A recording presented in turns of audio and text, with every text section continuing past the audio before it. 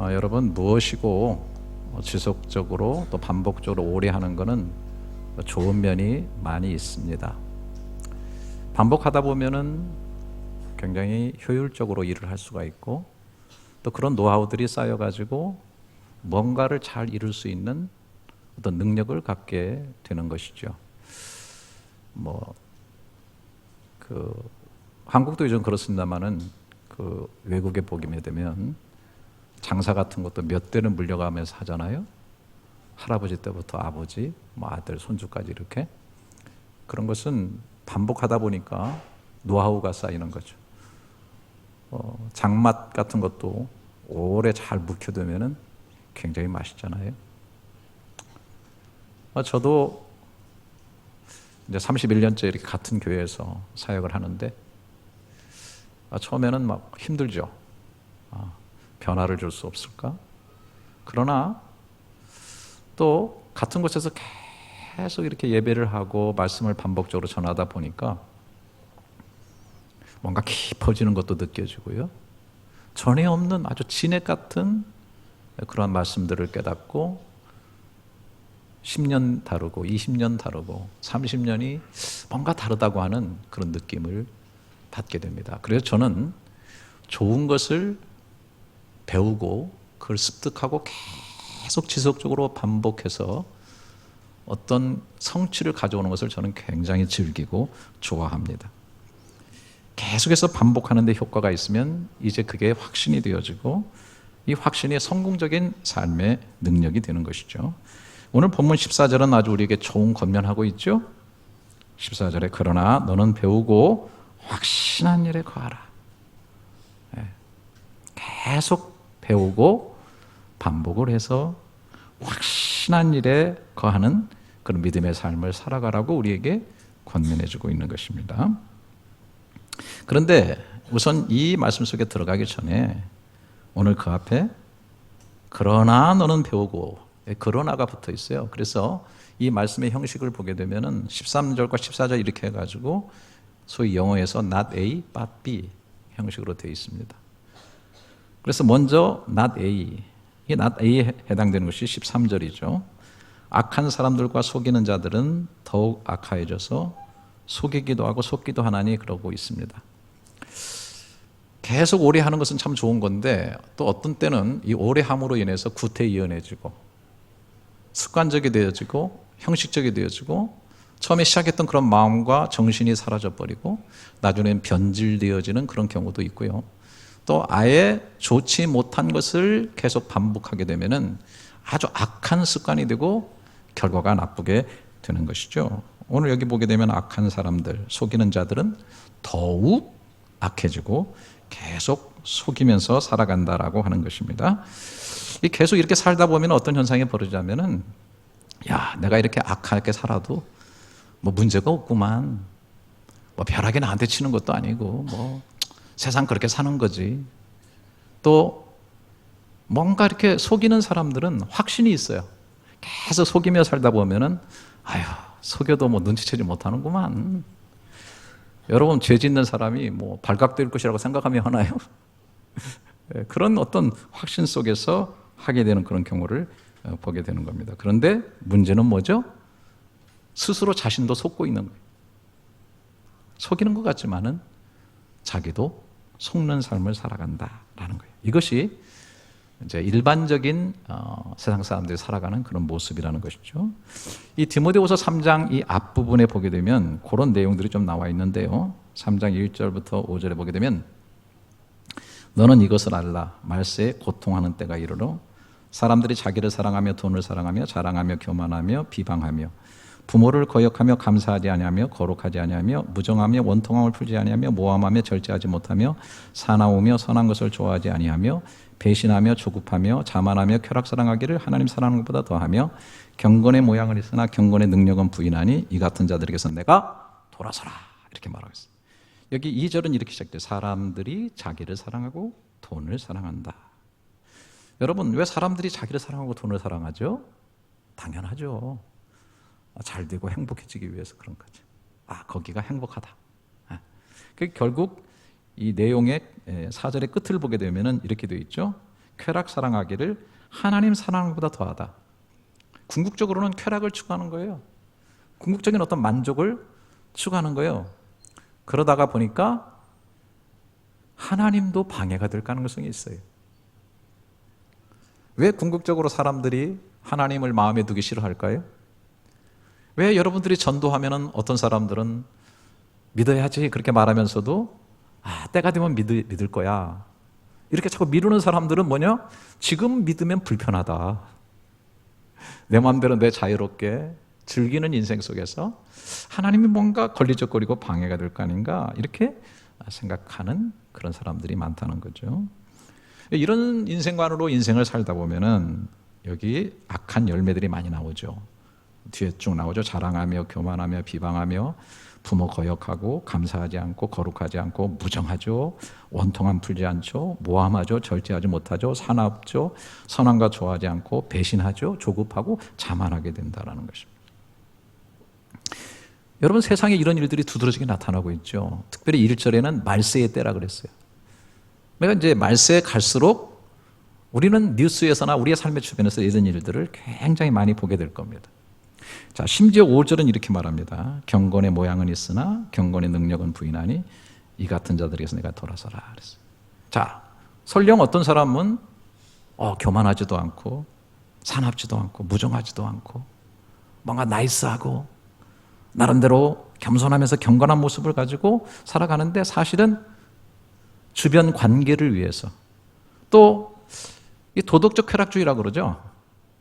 내가 이렇게 살면은 거치는 것도 없고 좋은 게 좋은 거지 뭐. 이렇게 해서 사람들한테 모나지 않게 살아가면은 그래도 그냥 나름대로 평안하게 살 수 있지 않을까. 그래서 경건의 모습은 갖췄는데 진짜 경건해지는 것이 뭔지, 그 경건이 주는 능력은 뭔지를 모르면서 살아가는 사람들이 많이 있다라는 것입니다.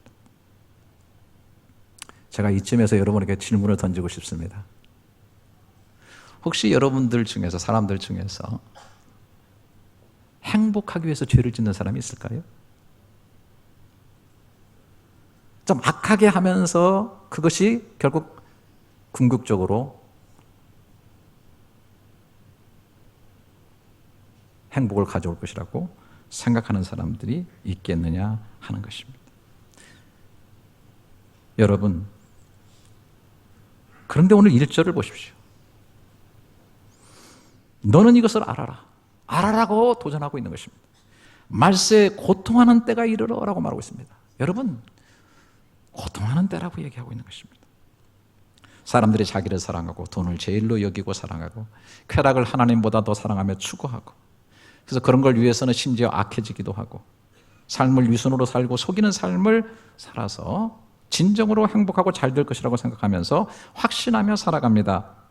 험악한 세상을 살려면 어쩔 수가 없지. 이해는 이 눈으로 살아야지. 착한 것과 선한 것은 도덕책에 나서 있는 것이지. 내 권리를 내가 제대로 찾아먹으려고 하면은 조금은 악해질 수밖에 없지. 잠깐만 속이면 되는 거 아니겠어? 그리고 내가 좀 경건한 모습을 유지하면서 살아가면 되는 거지 뭐. 좋은 처세수로 사면 되는 거야. 그런데 결국은 고통의 때라는 것입니다. 바로 이런 것들 때문에 고통과 아픔의 상처가 온다는 것입니다. 그런데 문제는 뭐냐면 이런 확신 속에서 스스로 속고 있다는 것입니다. 속이기도 하지만 스스로 속고 있다는 것입니다. 에블린 아담스라고 하는 여자는 이 TV를 보니까 로또 당첨금이 맞는 사람이 없어가지고 계속 쌓여 있다는 것을 보고서 가서 로또를 샀어요. 복권을 샀는데 이게 1등으로 당첨이 된 거예요. 놀랍죠? 그러고 있는데 또 계속해서 당첨금이 쌓여가는 겁니다. 타지를 못하고. 그래서 복권을 여러 번 샀는데 또 1등으로 2번이나 당첨이 된 거예요. 거액을 받게 된 겁니다. 근데 그런 과정 속에 이 여인의 마음 속에 확신이 들어갔어요. 나는 길을 가다가 엎어져도 재수가 있는 사람이다. 내가 하면 뭐든지 잘 될 거야. 난 2번이나 1등 2번 맞는 게 이거는 기적이지 있을 수가 있나? 진짜 제대로 한번 맞아보자 그래가지고 라스베가스 카지노 해가지고 계속 배팅을 합니다. 확신 속에서 배팅을 합니다. 나는 잘 될 수밖에 없어. 그런데 결국은 완전히 파산하고 거지가 돼가지고 전에보다 더 비참한 나락으로 떨어져 내리게 됐다는 거예요. 자신의 잘못된 확신 속에 스스로가 속았다고 하는 것이죠. 한 의사가 퇴근을 했습니다. 집에서 아내와 쉬고 있는데 동료 의사에게 전화가 왔어요. 전화를 받으니까 동료 의사가 뭐 하고 있어? 빨리 와. 우리끼리 먼저 고스톱 시작하겠어. 빨리 와. 그래서 이 의사가 심각한 얼굴로 알았어, 금방 갈게 하고 전화를 끊었더니 옆에 아내가 있다가 남편의 얼굴을 보고 아니, 병원에 중환자가 발생했나 보죠? 라고 말하니까 이 의사 남편은 그런가 봐. 의사 셋이 매달려 있다니까. 그리고 집을 쏜살같이 나간 거예요. 아내를 속였죠? 그러나 누가 속은 겁니까? 자신이 속은 거예요. 도박하고 탕진하고 가정이 결국 깨지게 된 것입니다. 세상은 놀라운 자신의 확신 속에서 속이기도 하고 스스로 속으면서 살아가고 있다는 거예요. 악은 더 악을 창출하고 속이고 속는 일은 날마다 증대되는 그런 말세의 현상 속에서 살아가는 것이 사람들의 모습이라는 것입니다. 그런데 이런 것이 신앙 속에도 있다는 것입니다.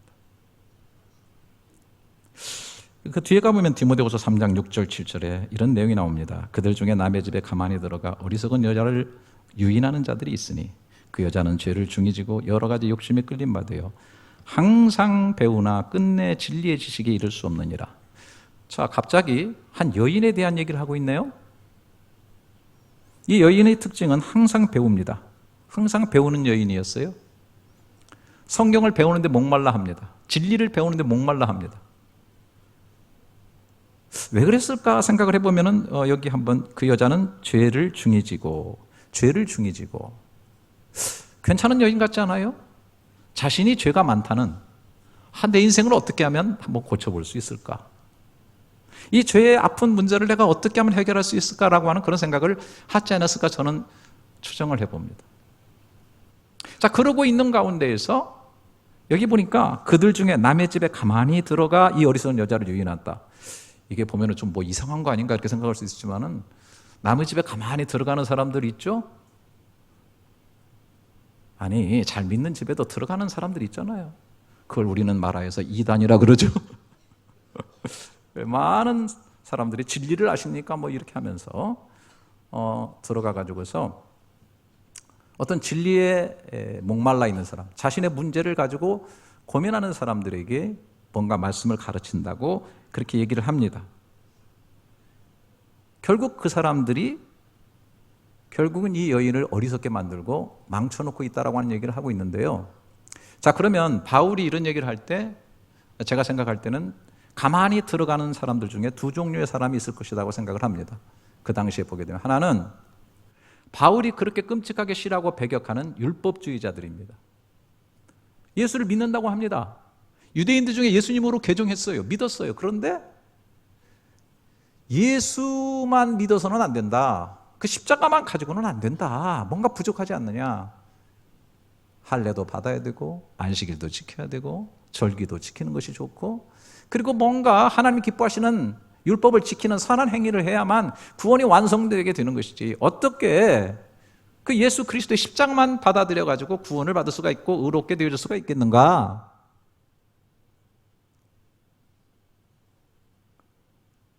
그렇게 해서 계속 유혹하는 겁니다. 여기 보니까 이 어리석은 여인을 유인하는 자들이 있으니 그 여자는 죄를 중히 지고 여러 가지 욕심에 이끌림 받아요. 그렇게 됐어요.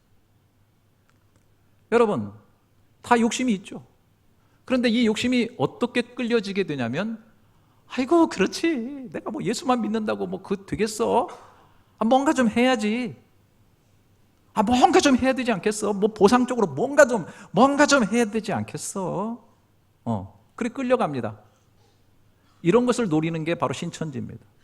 바로 하나님의 교회입니다. 여호와 증인입니다. 여러 이단들 안식교입니다. 뭘 해야 된다는 거예요. 안식일을 꼭 지켜야 되고 하나님의 교회는 뭐 하나님 어머니를 또 만나야 되고 엄마가 있다면 하나님이 또 그리고 뭐 그 다음에 무슨 그 하나님의 교회는 유월절기를 지켜야 돼. 왜 기독교는 유월절기를 지켜야 된다 그러고 그래가지고 뭔가 하는 건 좋은데 그걸 구원에 연결시키는 거예요. 여러분 계속 제가 말씀드려요. 뭔가 덧붙여서 구원이 이루어지게 되면 문제는 예수님이 십자가에서 하나님이신 하나님의 아들 예수님이 십자가에 죽으신 것이 헛되게 되어진다는 거예요. 이게 굉장히 중요한 거예요. 그래서 성경의 논리는 아주 간단합니다. 아주 간단합니다. 목사님, 예수님도 뭐 우편 양과 왼편 염소를 하면서 너희가 뭔가 작은 자에게 한 것이 나한테 한 것이고 그렇게 한 사람이 뭔가 행한 사람이 구원받는 거 아닙니까? 맞아요. 예수님의 논리도 그렇고 구약의 논리도 다 율법을 지켜라. 완전히 지키면 구원받는다는 거예요. 그 틀린 말씀이 아니에요. 지키라는 거예요. 기준을 주는 거예요. 너희 의가 어느 정도에 된지 아세요? 바리새인과 서기관처럼 되지 않으면 결단코 천국 못 들어간다는 주님께서. 제가 오늘 아침인가 어제 아침에도 제 아내한테 그걸 묵상하다가 갑자기 아내한테 그랬어요. 참 하나님 너무하시네. 아주 우리를 죽이려고 작정하셨구만. 아니 그 엄청난 바리새인과 서기관들보다 의가 나아야 된다고? 완벽한 의를 가져야 되는 거예요. 그런데 성경이 또 결론적으로 얘기합니다. 그런데 그 율법을 완전히 지킬 육체를 가진 인간은 지구상에 없다. 그래서 성경은 율법을 거울처럼 비유하죠. 정확하게 얘기하죠. 거울을 통해서 우리가 뭐 하려는 거예요? 사실은 깨끗하게 하려는 거죠. 바르게. 저도 이제 아침에 나올 때는 이거 거울을 딱 보잖아요. 바르게 하려는 것이죠. 목적은 그래요. 의롭게 들려지는 것이. 그러나 내 얼굴에 뭐가 묻었어요. 그럼 어떻게 되겠어요? 거울로 씻죠? 웃지를 않으시니까 제가 참 너무 반응이 없어요. 거울을 보고 얼굴이 뭘 묻은 걸 보고 거울로 씻죠? 아니죠. 가서 물로 씻죠. 그래서 율법은 거울이고 우리를 보고 나서 그리스도로 가게 하는 몽학선생과 같다 그랬어요. 그래서 우리가 그리스도에게로 달려가게 하는 거예요. 그런데 자꾸 자기 욕심에 이끌려가지고 신앙생활 하면서도 이거 가지고는 뭔가 미진해. 뭔가 해야 돼. 이거 해야 돼. 저거 해야 되고 그거를 의로워지는 것과 구원에 결부시켜서 하는 거는 이거는 잘못된 확신으로 인도해서 결국은 신앙생활이 망하게 되는 쪽으로 가게 된다는 것이에요. 또 하나는 가만히 스며들어오는 사람들 중에 하나는 그 당시에 유행했던 영지주의자들이에요. 영지주의는 뭐냐면 그 당시 초대교회에 벌써 이단이 생겼는데 그게 영은 선하고 육은 악하다는 거예요. 듀얼리즘이죠. 이분법적 구조로 보는 겁니다. 그래서 영이 구원받으면 되는 거고 육신은 어차피 악하다는 거예요. 그래서 예수님도 육으로 오질 않고 영체로 왔다고 그렇게 얘기를 하고 가르칩니다.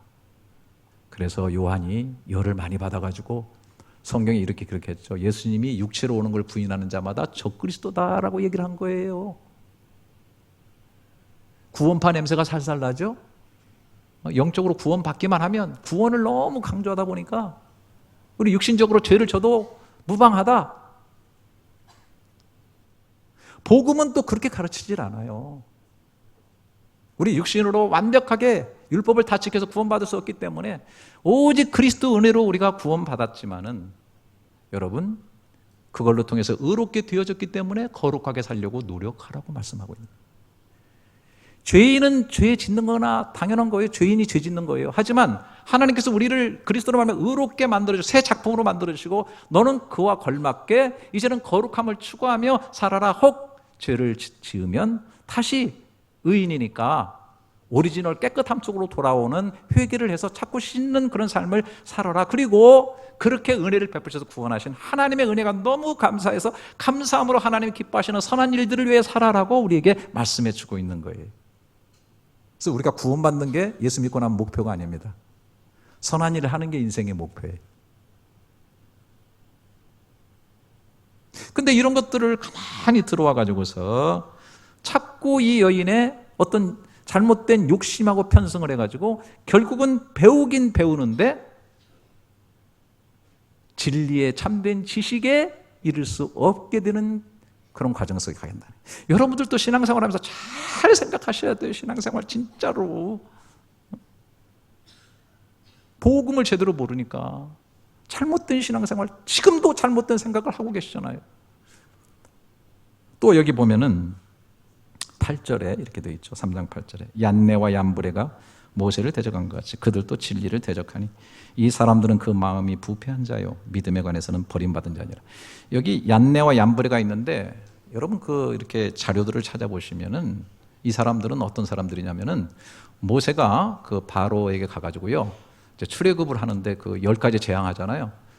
근데 10가지 재앙할 때 처음에 그 능력을 같이 행한 요술사들이에요. 처음에 이제 지팡이를 해가지고 뱀이 되니까 요술사들도 지팡이를 딱 들고 뱀이 됐어. 그렇게 스타일 구겨진 거잖아요, 그죠? 그래서 강물을 딱 쳐가지고 강물이 피가 되니까 얘네들도 딱 강물을 치는 거하고 피가 되는 거예요. 그 다음에 개구리 재앙을 딱 하니까 이들도 막 개구리를 딱 만들어가지고 개구리 재앙이 오는 거예요. 근데 내가 여기서 여러분 성경 읽다 좀 그런 거 안 느껴요? 약간 좀 미친 사람들이다. 아니 강물이 피가 되면 싹 해가지고 피가 다시 강물이 되게끔 하는 능력을 하든지 해야지. 아니 피가 또 계속 되게 하고 개구리가 또 계속 개구리 되게 하고 그러면은 참 이게 진짜 왜 그래? 예. 근데 어쨌든 그런 사람들인데 이제 이 티끌이 이가 되는 재앙부터는 감히 하지를 못하는 거예요. 그리고 이렇게 고백하죠. 출애굽기 8장 18절 19절에 또 요술사도 또 자기 요술로 그같이 행하여 이를 생기게 하려 하였으나 못하였고 이가 사람과 가축에게 생긴지라 요술사가 바로에게 말하되 이는 하나님의 권능이니이다 하였으나 자 깨달았죠. 어이구 이건 정말 사람에게서 나온 능력이 아니네. 그것뿐에 막 계속해서 그냥 막 10가지 재앙을 계속해서 했기 때문에 하나님의 크시고 위대하신 능력을 봤어요. 그런데 이 사람들이 어떻게 됐어요? 그래서 믿었어요? 하나님을 따라갔어요? 아니에요. 자, 8절 다시 얀네와 얀브레가 모세를 대적한 것 같이 그들도 진리를 대적하니 이 사람들은 그 마음이 부패한 자요 믿음에 관해서는 버림받은 자였다라고 하는 것입니다. 이것을 좀 더 우리가 신앙적으로 이렇게 적용해 본다면 좀 도약하는 것 같은 느낌이 들긴 하지만은 우리가 신앙생활을 하다 보면요 많은 분들이 자기 열심과 자기 능력으로 신앙생활을 하려고 많이 합니다. 막 가다가 어느 순간을 벗어나질 못해요. 어느 한계에 딱 부딪힙니다. 그리고 나서 하나님도 자기 생각으로 딱 제한해 버립니다. 이런 현상이 어디서 이루어지냐면 예를 들어서 기도 생활을 하게 될 때 신앙생활 해가지고 기도 생활 많이 한 사람들 은근히 마음속에요 불신감이 굉장히 많이 있습니다. 기도 다 해봤어. 특별 새벽 기도 다 나가서 해봤어. 왕년에 나 다 해봤어. 저도요 어렸을 때부터 기도원에 가가지고 은혜를 받다 보니까 중학교 2학년 때부터 새벽 기도 나가고요 뭐 산기도 삼각산 가서 기도하고 오살리 금식 기도원 가서 밥 먹듯이 기도하고 늘 기도 생활. 제가 젊었을 때 왜 그렇게 그런 데 쫓아다니는지 몰라요. 하여튼 엄청스럽게 다녔어요. 그런데 어머니가 암 걸려서 죽게 되었을 때 저는 확신했거든요. 고쳐주실 것을. 어머니 옆에 돌아가셨을 때 저는 옆에 무릎 꿇고 기도하고 있었는데 하나님 어머니를 불러가시니까 제가 그 다음부터 기도할 수가 없는 거예요. 큰 상처가 있고 기도에 대한 불신이 딱 생기고 한동안은 기도하지 못하는 거예요. 신앙생활 하다가 어떤 게 벽에 딱 부딪혀요. 그러면 내 지성과 내 한계로서 딱 선을 그어버리고 그 다음부터는 그 안에 고착화돼가지고 움직이지를 못합니다. 아니 신앙생활에는 굴레를 갖고 신앙생활 하다 보니까 어쩔 수 없이 하긴 해야 돼. 주일날 예배는 나가야 돼. 그런데 오히려 깊은 불신으로 고착화되는 경우가 반대급부적으로 있습니다. 말씀에 감동을 받고 해봤지만 제대로 되지 않아. 그러니까 어떻게 하냐면은 감동을 찔끔찔끔 받아가지고 이것이 오히려 마음속에 자신의 벽을 치는 쪽으로 더 굳어져가는 그런 경우가 아주 디테일한 면에서 있다고 하는 것입니다. 저도 신학을 하고 목회를 오래 하면은 초창기 때는 제가 막 신학을 하고 공부를 하다 보니까 누가 뭐 와서 설교하는 게 성에 차질 않아요. 막 오래 신앙생활 하신 분들이 잘못된 분들이 그런 쪽으로 갑니다. 다 설교 들을 때 이렇게 합니다. 겉으로는 안 해요. 마음의 팔짱을 딱 끼고 오늘 나 한번 감동시켜봐라. 한번 열심히 해봐. 심지어는요, 어떤 목사님이 그런 얘기를 하시더라고. 목사와 성도 간에 치열한 싸움을 싸웁니다. 성도들은 벌써 벽을 치고 마음속에 들어와요. 내가 헌신하나 봐라. 네가 아무리 감동을 줬다 나는 안 한다. 알아, 내가 여태까지 신앙생활 한두 번 했어? 내가 너무 가까이 들어가서 신앙생활 내가 다쳤잖아. 나 힘들었잖아. 신앙생활 적당히 선긋고 하는 게 좋지. 내가 다 알아. 나 다 해봤거든. 내가 들어가서 열심히 해봤는데 별거 없더라고. 너 나 한번 감동시켜봐.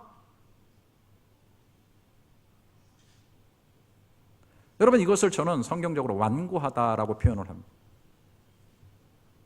마음이 의외로 신앙생활을 오래 하면 마음이 풀어지고 부드러워지고 하나님께 열려지고 감동을 받고 하나님의 나라가 천국에 막 누려지면 생생해야 되는데 시간이 흐를수록 더 완고해지고 이상해지고, 그리고 처음 온 사람들을 핍박해요. 나도 옛날에 해봤거든. 야, 그따위로 하는 게 아니야. 여러분, 이런 현상은요, 광야의 교회라고 하는 이스라엘에게 있었어요. 히브리서 3장 7절부터 14절을 제가 한번 보도록 하겠습니다. 그러므로 성령이 이르신 바와 같이 오늘 너희가 그 음성을 듣거든 광야에서 시험하던 날에 거야 가던 것 같이 너희 마음을 완고하게 하지 말라.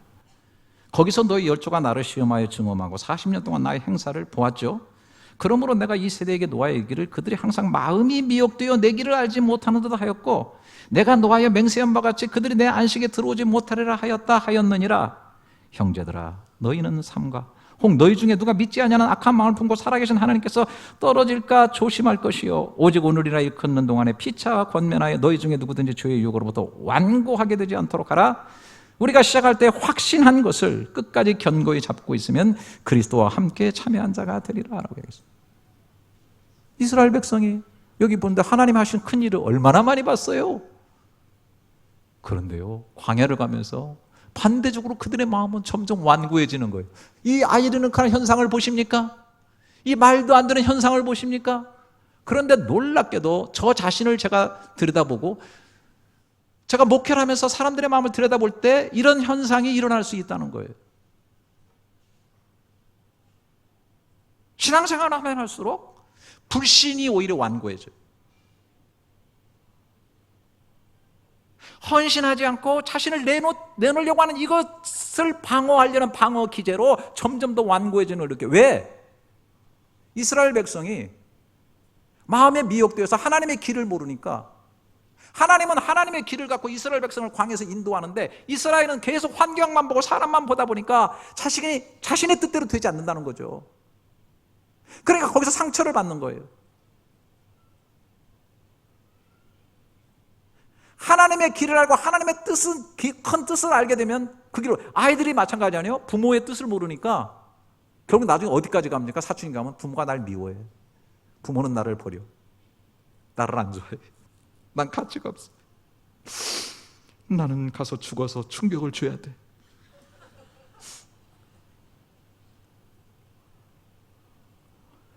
어른이 보는 길, 부모가 보는 길과 아이가 보는 길이 다를 수 있어요.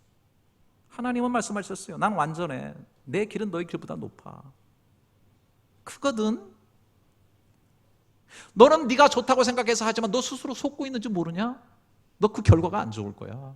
근데 내가 너를 좋게 인도하려고 해. 근데 사람들은 자꾸 완고해져. 이것이 확신이 되어버리는 그런 모습은 아닌가. 우리 자신을 깊이 한번 헤아려 보는 거거든요. 여러분 여기 오셔가지고 신앙생활 하면서 세월이 흐를수록 벽을 치고요, 예배에는 익숙해지고 언어에는 익숙해지는데 마음은 점점 완고해진다고 한다면 그것처럼 비극이 어디 있겠어요.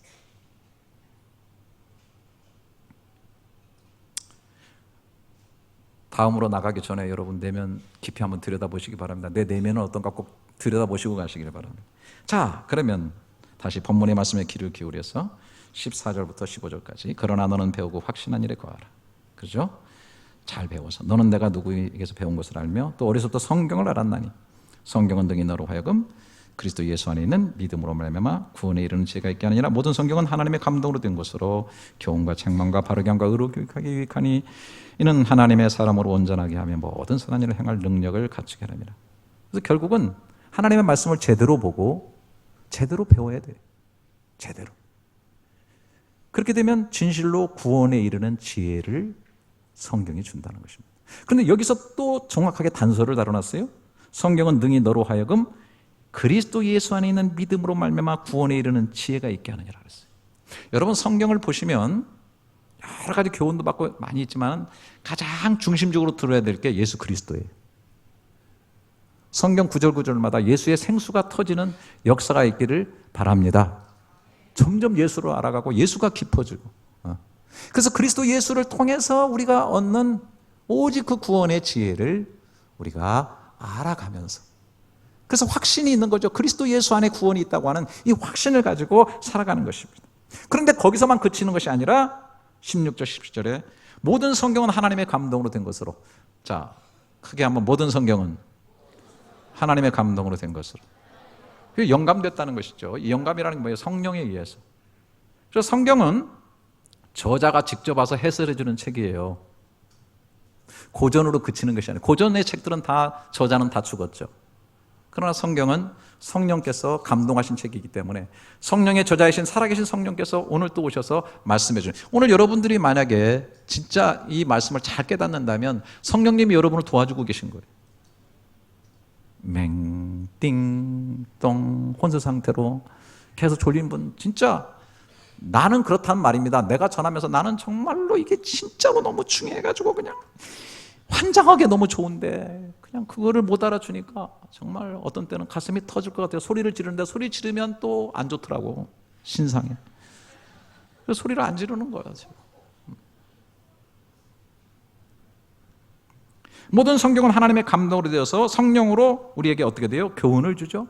인생을 어떻게 살아야 돼. 그 다음에 잘못되면 책망을 하고 바르게 해서 의로 교육하기에 유익하니 그랬어요. 제가 좀 미리 말씀드리지만 여러분 이 세상에 의의 교육을 어디서 받으세요? 학교 교육? 이제 의의 교육은 다 끝났어요. 정보 주고 지식 습득시키고 재능까지 함양행 시켜주긴 하지만은 바른 의의 교육을 어디 가서 받을 겁니까? 여러분 꼭 성경학교에서 받으시기를 바랍니다. 성경으로 들어가야 돼. 그리고 사람을 온전케 합니다. 먼저 인격을 온전케 해요. 품성을 바꿔줘요. 저는요 정말 죄송하게도 많은 교회 지도자들이 아이고 목사님, 사람이 와서 예수는 믿어 구원은 받지만 성품은 안 바뀌어. 그 기본 성품은 안 바뀐다니까. 그래. No! 성품이 바뀌어야 됩니다. 인격이 바뀌기를 축원합니다.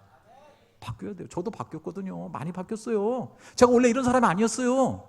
악이 충만했어요. 누가 저 건드려봐요. 레프트 따귀 때려보세요. 라이트 따귀, 레프트 따귀 연타로 날린다니까 나는. 누가 오리를 가자고 하면 내가 뭐 심리를 가줍니까? 오리발을 내밀지. 네. 바뀝니다. 사람이 바뀌어요. 이게 진짜예요. 열매예요. 그럼 어떻게 됩니까? 선한 일을 행할 능력을 갖춰요. 사람이 잘 돼야 선한 일을 능력 있게 하죠. 사람이 바뀌지 않는데 무슨 일을 합니까? 구원의 사람이 되니까 구원받을 짓을 하는 거고, 의인이 되니까 의로운 삶을 사는 거고, 아름다운 성품으로 주님께서 형상 닮은 모습으로 바꿔주니까 우리가 성령의 열매를 맺으며 살아가는 줄 믿으시면 아멘. 네. 이렇게 하나님이 우리 가운데 역사해 주고 있다고 하는 거예요. 말씀이 이런 역동적인 일을 하시. 여러분 믿음의 조상이나 아브라함 보세요. 아브라함의 삶이 어떻습니까? 로마서 4장 19절부터 보게 되면 이렇게 돼 있어요. 그가 백산화되어 자기 몸에 죽은 것을 알고 사라의 태가 죽은 것을 같음을 알고도 마음이 약해지지 않냐고 믿음이 없어 하나님의 약속을 의심하지 않고 믿음으로 견고해져서 하나님께 영광을 돌리며 약속하신 그것을 또한 능히 이루실 줄을 확신하였다. 여러분 여기 100세가 됐다 그랬죠? 아브라함이 하나님의 약속을 받았어. 큰 민족을 이루게 해줄게. 온 천하가 네 민족을 통해서 복을 받을 거야.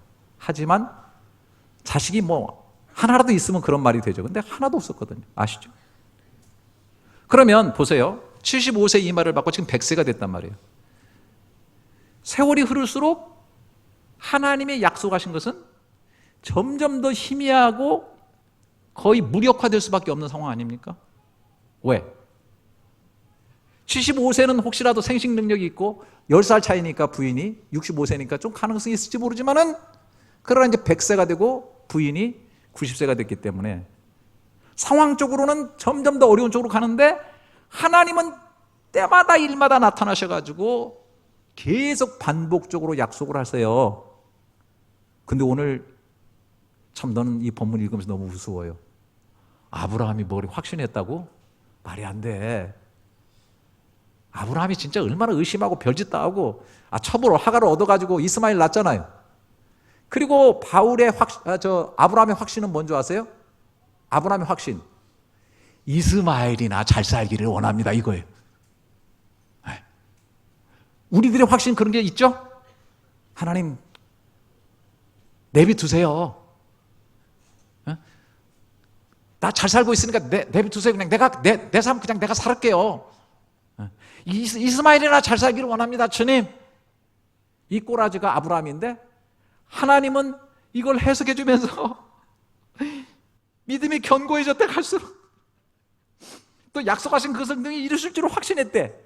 야, 하나님 우리가 좀 쥐꼬리만한 믿음이 있어도 이렇게 정말 하나님은 이렇게 인정해 주시는가. 나 진짜 정말 너무 고마워요, 하나님. 근데 100세가 되니까 어떻게 되죠? 자신의 생생력이 완전히 죽었다고 여기 돼 있고 사라의 태도 죽었다고 돼 있어요. 그런데 그때 바로 이삭이 나오죠. 그래서 이삭은 죽은 자 가운데 나타난 부활의 역사가 있는 거예요. 그래서 모리아 산상에 죽어서 제로 바친다 할지라도 아브라함이 그 일을 할 수 있었던 것은 이미 그렇게 믿음이 견고해졌기 때문에. 자, 믿음이 처음에는 겨자씨 같았는데 점점 커지다가 모리아 산상의 절정에 이르러서는 믿음이 확실해진 거예요. 그러면서 아브라함의 삶은 완전히 지경이 다른 삶으로 바뀌어지게 된 것이죠.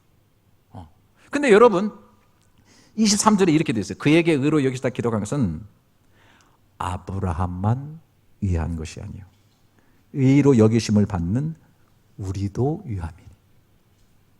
네? 저와 여러분이요 곧 주 예수 우리 주를 죽은 자 가운데 살리신 이를 믿는 자니라. 아멘. 네. 우리도 믿어요 이제. 네. 그런 역사들을 바라보고 그런 아브라함이 믿음이 힘이지 않고 그 약속을 더 확실한 것으로 붙잡았던 것처럼 이제 우리도 어떻게 됩니까? 그 부활의 믿음을 죽은 자도 살리시고 구원하시는 하나님의 역사를 믿음으로 바라봐야 된다. 25절에 예수는 우리가 범죄한 것 때문에 내줌이 되고 또한 우리를 의롭다 하시기 위해서 살아나셨느니라. 할렐루야. 자, 말씀을 잘 제대로 배우고 복음적으로 잘 깨달으면서 이것이 정말 확신으로 계속 가게 될 때 그 확신이 나타나는 것이 바로 아브라함 같은 확신일 뿐만 아니라 자, 바울이 이렇게 그 확신을 얘기하고 있습니다. 자, 로마서 8장 33절 잘 아시죠? 내가 확신하노니 그랬죠? 사망이나 생명이나 천사들이나 권세자들이나 현재이나 장래이나 능력이나 높음이나 기쁨이나 다른 어떤 피조물이라도 우리를 우리 주 그리스도 예수 안에 있는 하나님에서 사랑해서 끊을 수 없으리라. 자, 한번 죄송하지만 따라서 해주시겠어요? 내가 확신하노니.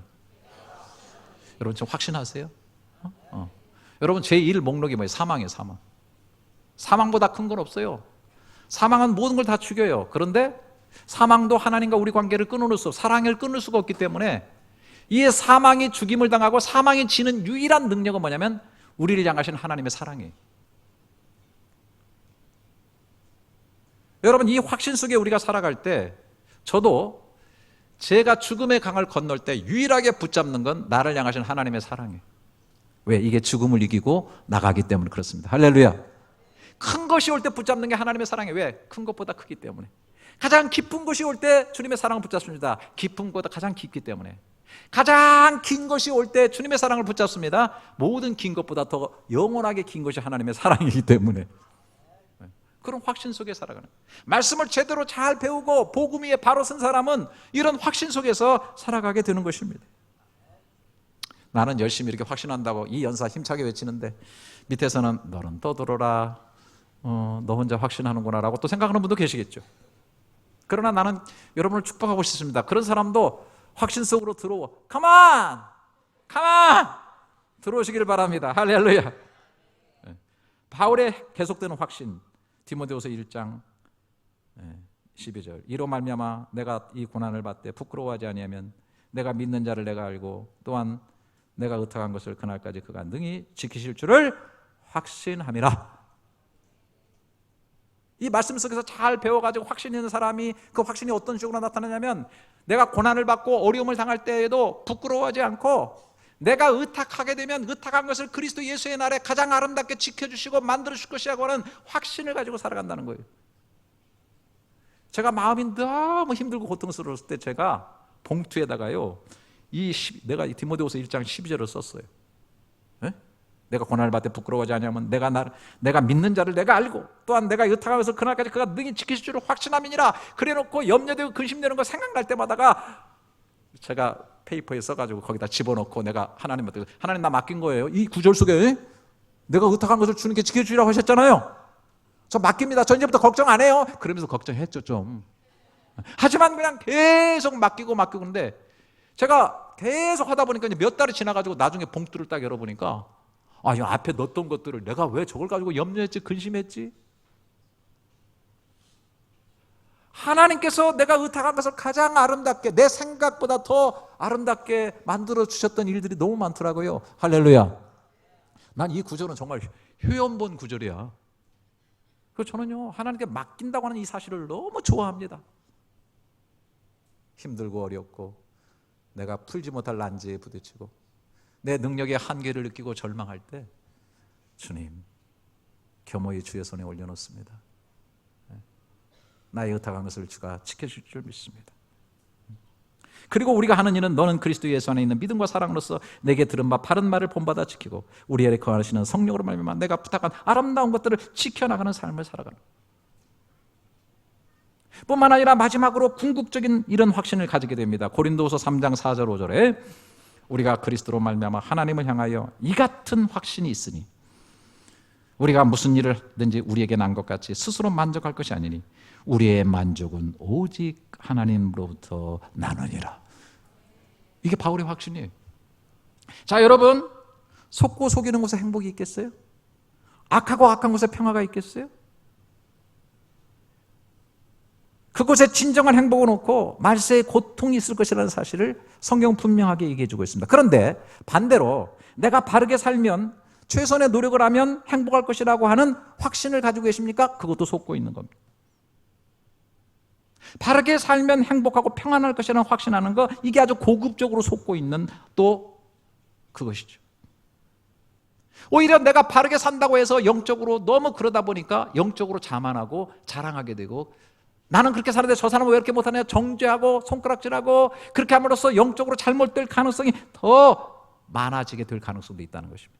내가 바르게 살면이 아니고 하나님의 능력과 하나님의 말씀이 내 속에서 역사함으로 오늘 바울이 확신하는 것처럼 만족이 내게서 나오는 것이 아니라, 만족이 내게서부터 출발하는 것이 아니라 나의 진정한 만족은 하나님께로부터 오는 것이라고 고백하게 되는 것입니다. 나를 행복하게 했다라고 했던 이유가 떠나가 버리면 나는 행복하지 못한 것입니다. 내가 만족하게 생각하는 그 어떤 것이 내게서 떠나간다면 나의 만족도 사라지게 되는 것입니다. 나를 기쁘게 하고 황홀하게 했던 그 어떤 것들이 감가상각이 있어서 그것이 미미해지게 되면 그 황홀한 행복도 사라지게 되는 것입니다. 그러나 이 모든 것이 또 내게서부터 나오는, 내가 잘한다면 잘할 수 있어, 나는 행복하다면 행복할 수 있어, 여러분 긍정적인 사고, 적극적인 사고, 내가 한다면 되고 하는 그런 것, 여러분 그것도 잘못하면 속는 것입니다. 내게서 나오는 것이 아닙니다. 기억하십시오. 참 만족은 하나님께로부터 옵니다. 할렐루야. 하나님께 있어요. 그렇기 때문에 이걸 확신하세요. 그리고 말씀을 배우시고 묵상하시고 말씀이 구원의 지혜를 주고 내 자신을 온전케 하고 온전히 하는 선한 능력을 갖추는 삶 가운데에서 내 삶 가운데서 확신 있게 천국을 누리고 하나님께로부터 오는 만족을 누리고 죽음도 이기는 하나님의 끊을 수 없는 사랑 안에서 살아가는 거예요. 다시 보십시다. 우리가 그리스도로 말미암아 하나님을 향하여 이 같은 확신이 있으니 우리가 무슨 일 하든지 우리에게서 난 것 같이 스스로 만족할 것이 아니니 우리의 만족은 오직 하나님으로부터 나느니라.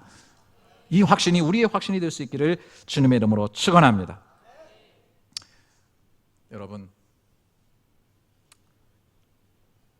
여러분은 어제보다 오늘 신앙생활의 경륜이 더 많아진 겁니다.